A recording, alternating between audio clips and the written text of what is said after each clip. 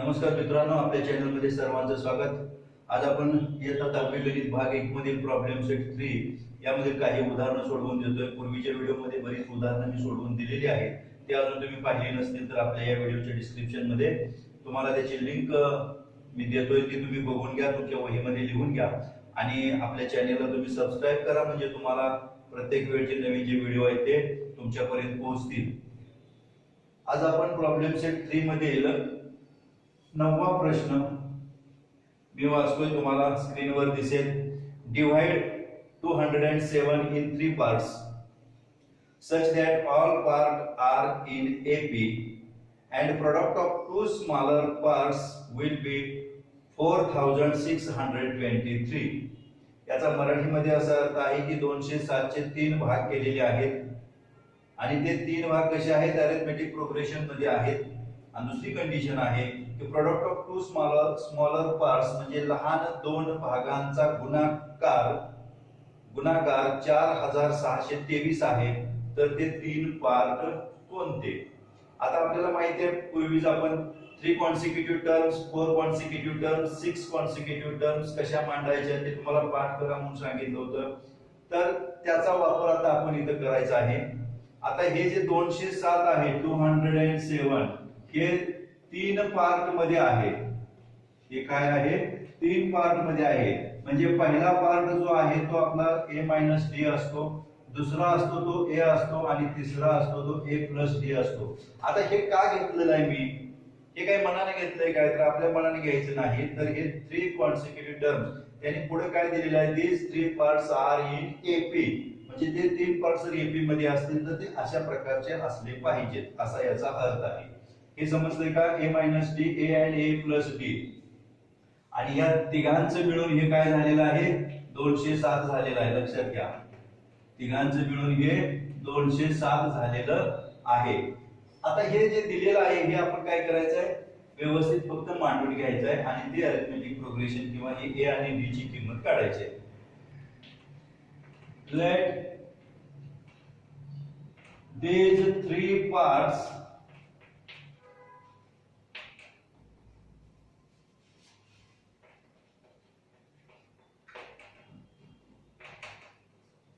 will be a - d, a and a + d। ते 3 parts कसे असतील, a - d असेल, a असेल and a + d असेल। अकॉर्डिंग टू गिव्हन कंडिशन, उदाहरणामध्ये दिलेला आहे, अकॉर्डिंग टू गिव्हन काय दिलेलं आहे, तर a - d + a + d = 207। म्हणजे ते 207 चे हे 3 पार्ट आहेत, म्हणजे 3 पार्ट मिळून हे 207 तयार झालेला आहे।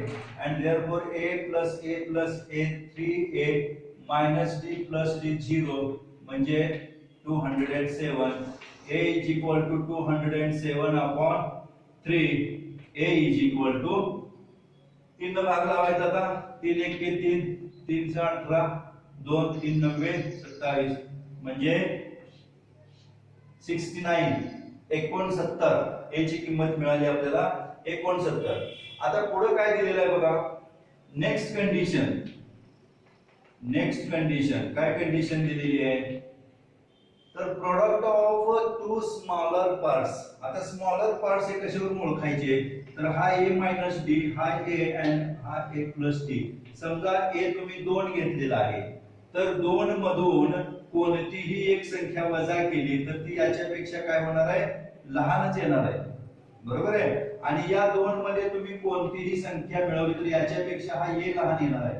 म्हणजे यामध्ये 2 कोणत्या लहान संख्या झाल्या, ही एक लहान झाली सर्वात, आणि त्याच्यापेक्षा जराही मोठी, म्हणजे या संख्येपेक्षा या 2 संख्या लहान आहेत, लक्षात घ्या। म्हणजे next condition, a - d * a = 4623। हे समजले का बघा, या 3 संख्या आहेत, a - d, a + d, यातल्या 2 smaller parts, product of 2 smaller parts, आणि त्यातल्या स्मॉल संख्या आपल्याला लक्षात आल्या पाहिजे, तर या 2 या लहान संख्या आहेत। आणि म्हणून मग a ची किंमत आपल्याला मिळालेली आहे 69 minus d into 69 is equal to 4623. आता हा गुणिले इकडे गेले तर काय होईल, भागिले होईल.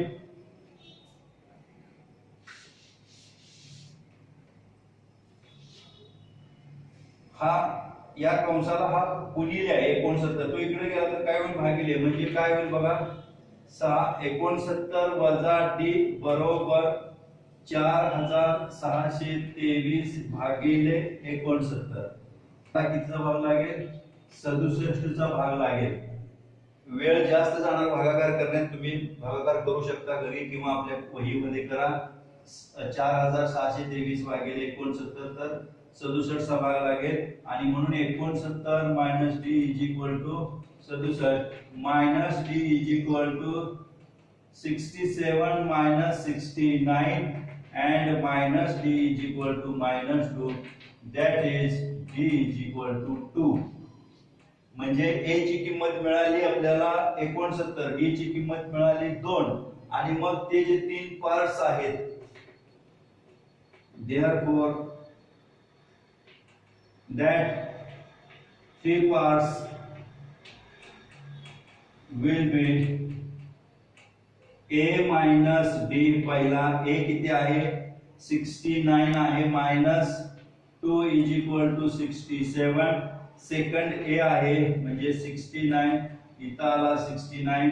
आणि थर्ड आहे तो a प्लस d म्हणजे 69 plus 2 is equal to 71. And this is the this three parts.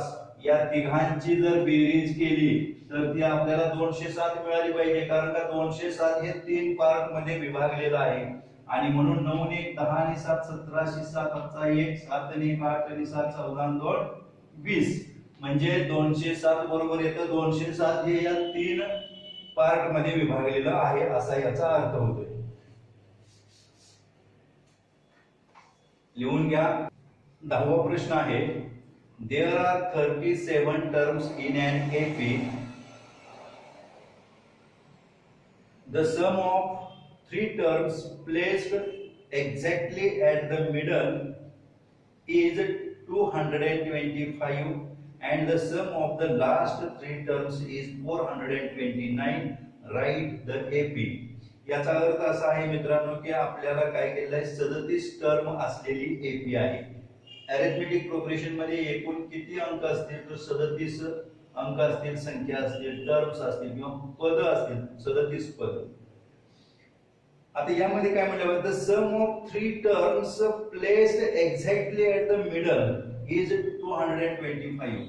मग या 37 मध्ये एक्झॅक्टली मध्ये जे असणारे तीन पद आहेत त्यांची बेरीज 225 आहे आणि लास्टचे जे तीन पद आहेत या तीन पदांची बेरीज 429 आहे. तर ती अरिथमेटिक प्रोग्रेशन शोधायची आहे आपल्याला. आपण सुरू करूया. उदाहरण सोपं आहे, फक्त थोडस लांबीला जास्त आहे, त्यामुळे मी व्यवस्थित घेतोय, तुम्ही लक्ष द्या. आता दिलेलं काय आहे पूर्वीचा, required AP is 37 terms. 37 terms. That is n is equal to 37. बरोबर आहे का? 37 पद आहेत म्हणजे आपल्याला पहिलीच किंमत मिळाली n बरोबर 37. आता द मिडल टर्म्स काढायचे आपल्याला, मिडल टर्म्स. आणि म्हणून मग middle terms are, middle terms formula काय आहे, तर n+1/2. n म्हणजे 37 आणि म्हणून मग n+1/2 is equal to 37+1/2 is equal to 38+2 is equal to 90. म्हणजे बरोबर मधलं पद काय असणार आहे, 19 असणार आहे. आणि मग आता the three middle terms and therefore we get three middle terms are. बघा आता इथे हे बरोबर 19 आहे मधलं पद, याच्या इकडे किती असणार आहे 18 आणि याच्या इकडे किती असणार आहे 20 असणार आहे, म्हणजे ही 3 मधली पद असणार आहे.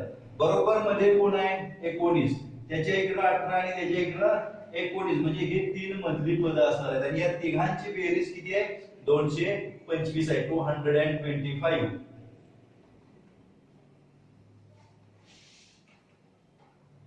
म्हणजे आता आपण T18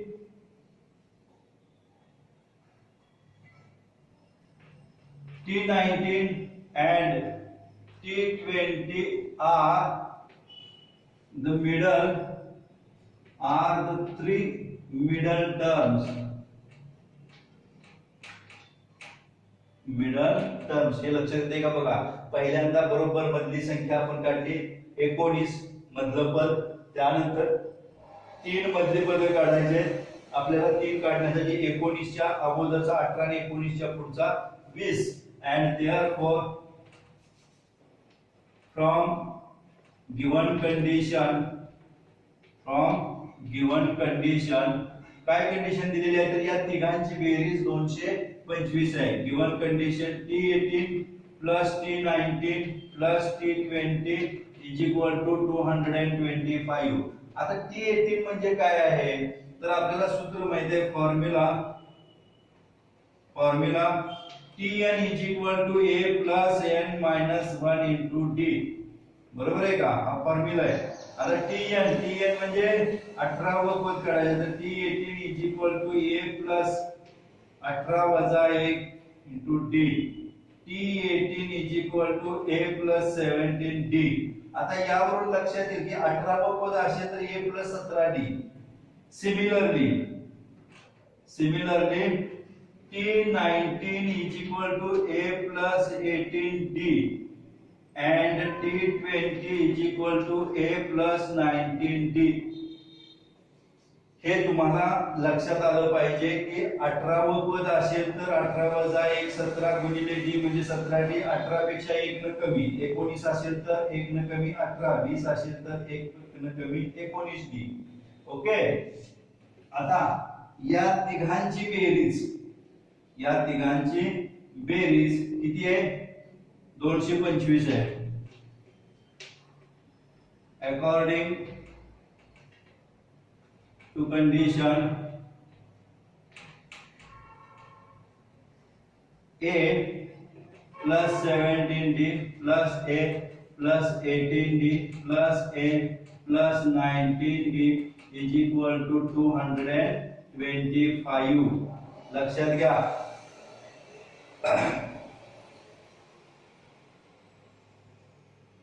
इथं काय बघा, a अधिक 17d अधिक a अधिक 18d अधिक a अधिक 19d बरोबर 225.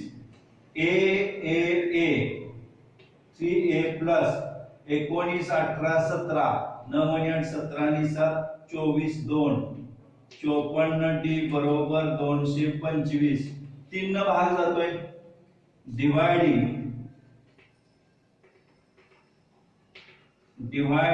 बाय 3 म्हणजे a प्लस 3 1 3 3 8 24 बरोबर 3 7 21 3 5 15 म्हणजे हे आपल्याला मिळालं पहिलं. a plus 18d is equal to 75. समजलंय का बघा. या वहीमध्ये लिहून घ्या किंवा याचा स्क्रीनशॉट काढा.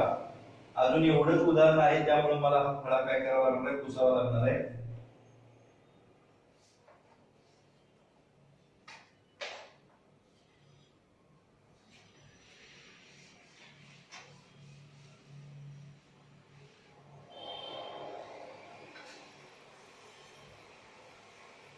आता इथपर्यंत सगळ्यांच्या लक्षात आलेलं आहे. आता काय सांगितलेलं आहे बघा उदाहरणामध्ये, and the sum of last 3 terms is 429. write the AP. लास्टच्या ज्या 3 टर्म आहेत त्यांची बेरीज सुद्धा किती आहे 429 आहे. आता लास्टची टर्म आपल्याला माहिती आहे n is equal to 37 म्हणजे ही लास्टची टर्म. त्याच्या अगोदर कोण असेल 36 आणि त्याच्या अगोदर काय असेल 35 म्हणजे या लास्टच्या 3 टर्म्स असतील. लक्षात घ्या. म्हणून इथे लिहितो in an AP there are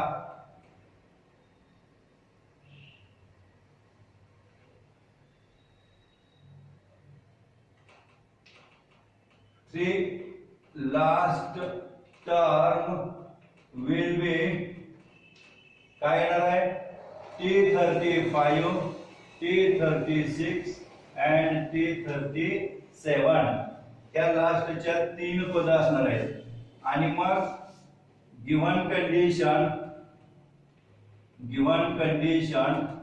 काय कंडिशन दिली आहे तर या तिघांची बेरीज म्हणजे T35 T36 T37 is equal to 429 429 दिलेली आहे.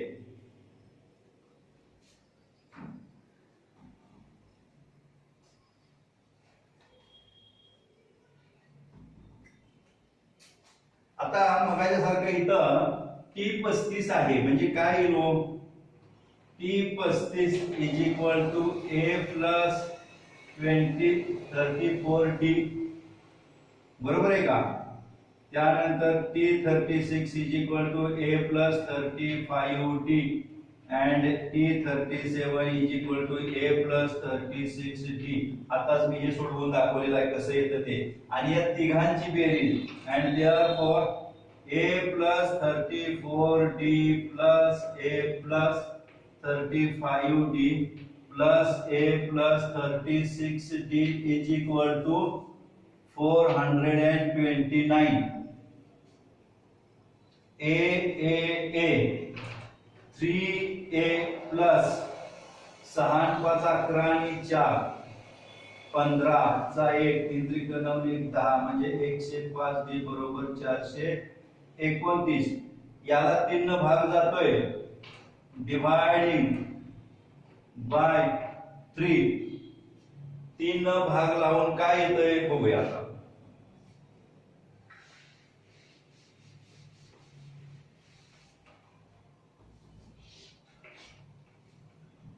3 न भाग लावला तर A प्लस 3 त्रिक 9 3 5 15 D बरोबर 3 1 3 3 चौक 12 3 त्रिक 9 हे आलं आपल्याला दुसरं समीकरण. आता हे सगळं करण्यापाठीमागचा उद्देश आपल्याला ते रिक्वायर्ड अरिथमेटिक प्रोग्रेशन शोधायचे आहे म्हणजे जी काय आपल्याला शोधायची अरिथमेटिक प्रोग्रेशन आहे त्यामध्ये आपल्याला पहिलं पद माहित पाहिजे आणि D एक माहित पाहिजे म्हणजे आपण पुढची पद काय करू शकतो शोधू शकतोय आणि या दोन समीकरणावरून आपल्याला A किंवा D मिळू शकतो. पहिलं समीकरण आपलं होतं A plus 18D is equal to काय होतं बरं पहिलं पद A plus 18D is equal to 75 असंच होतं का आणि या जर दोघांची वजाबाकी केली तर 0 8 आणि 7 15 चा 1 आणि 2 आणि 1 D is equal to 5 आणि 8 13 7 आणि 8 आणि 6 14 0 म्हणजे 17D बरोबर 68. Therefore D is equal to 68/17 and D is equal to 4. 17 Chowk 68. D is equal to 4. Put this value in equation first. First equation आहे A plus 18D is equal to 75. A plus 18 into 4 is equal to 75. A plus 18 चौक 72 बरोबर 75. A बरोबर 75 वजा 72 आणि A बरोबर 3. A बरोबर 3. पहिलं पद A किंवा T1 आणि D माहित झालेला आहे आणि मग आता आपल्याला काय करावं लागेल शेवटचं पद एक माहित करून घ्यावं लागेल 37वे पद आणि म्हणून मग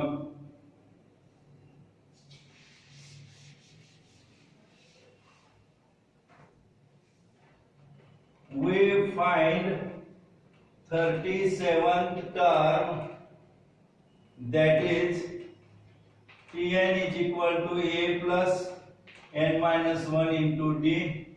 T37 A 3 आहे plus 37 minus 1 into D 4 आहे इज इक्वल टू 3 प्लस 37 वजा 1 36 गुणिले 4 3 अधिक 4 साई 24 2 4 त्रिकोण 12 2 14 147. मित्रांनो लक्षात येते का म्हणजे शेवटचं पद 37व पद 147 असणार आहे त्या अरिथमेटिक प्रोग्रेशन मधलं. पहिलं पद किती आहे 3 आहे. दोन्ही मधला फरक किती आहे डी आहे आणि म्हणून मग that required AP is T1 is equal to 3, T2 is equal to 3 plus 4 is equal to 7, T3 is equal to T2 plus D म्हणजे 7 plus D is equal to 11, T4 is equal to T3 plus D is equal to